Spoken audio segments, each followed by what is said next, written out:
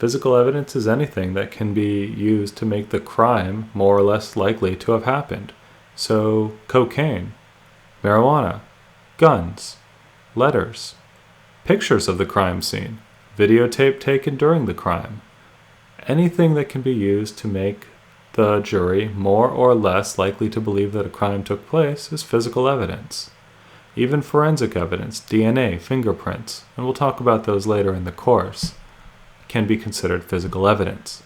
So physical evidence is anything that's not a witness talking to the jury. It's something that the jury looks at for themselves.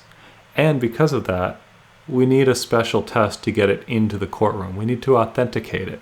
Because if we say to the jury that this gun was the gun used at the crime, the jury is going to believe that, and we need them to be allowed to believe that. So we have to authenticate the physical evidence. We have to make sure it is what it purports to be, in that if we say this cocaine was seized from the defendant's car, it is in fact cocaine that was in fact seized from the defendant's car. To authenticate physical evidence, the federal rules of evidence simply say we have to produce evidence sufficient to support a finding that the item is what it claims to be, what we claim it is. If the prosecutor wants to bring cocaine into the courtroom, he has to present enough evidence that the judge believes it is, in fact, the cocaine seized from the car. It's a fairly low standard, and you just have to convince the judge that it's more likely than not the same evidence seized from the car.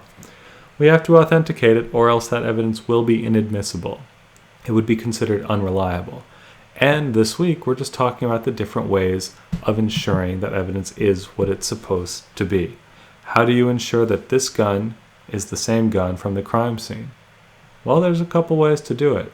There's the tag that we presumably put on at the crime scene. There's the serial number. There's chain of custody. There are a lot of ways to authenticate evidence. If you look at the federal rules of evidence in the back of your book, you'll see numerous examples of satisfying the evidence requirement. This isn't complete. Anytime you produce enough evidence to convince a judge that it is what it purports to be, you've authenticated the evidence. If you